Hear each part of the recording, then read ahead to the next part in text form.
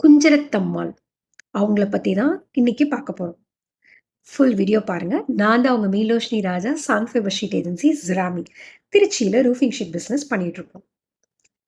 தாது வருடம்னு மதுரையில வருது. ரொம்ப பஞ்சம் போட்டு ஆட்டி வைக்குது. நெறைய பேருக்கு சாப்பாடு கிடைக்காம ரொம்ப கஷ்டப்படுறாங்க. நடன மங்கையா இருந்தவங்க தான் நம்ம குஞ்சரத்தம்மாள்.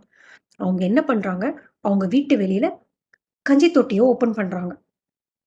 1/4 மணி நேரத்திலே காலியாயிருது. கியூ கட்டி நிக்கிறாங்க மக்கள். பசி, பட்டினி பொறுக்க முடியாம. திருப்பி 2 கஞ்சி தொட்டியா போடுறாங்க. அதுவும் பத்தல. சீக்கிரமா காலி ஆயிருச்சு. 4 கஞ்சி தொட்டியா போடுறாங்க. அது போட்டும் பத்தாம, நம்மனால எவ்வளோ முடியுதோ போடுவோம் அப்படின்னு போடுறாங்க.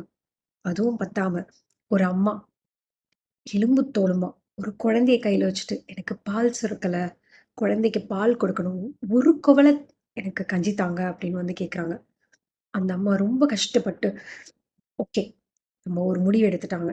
சொத்தெல்லாம் வித்து எல்லா வருமானத்தையும் இந்த கஞ்சி தொட்டிய ஃபுல்லா போடுங்கன்னு சொல்லிட்டு, விடிய விடிய விடிய அவங்க வீட்ல எரிஞ்சுட்டே இருக்கு. அடுப்பு எரிஞ்சுகிட்டே இருக்கு. கஞ்சி எந்நேரமும் வெந்துட்டு இருக்கு அடுப்புல. அவ்ளோ அந்த உதவிய செஞ்சவங்க தான் அந்த அம்மா. குஞ்சரத்தம்மாள்.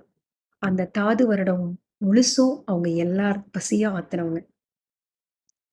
மீனாட்சி அம்மனுக்கு எப்படி ஒரு கோயில் கட்டி நம்ம கும்பிட்டுட்டு இருக்கோமோ மதுரையில, அதே மாரி குஞ்சரத்தம்மாளுக்கும் ஒரு கோயில் இருக்கு. அவங்களுக்கு சலங்கை அபிஷேகம் நடக்குது.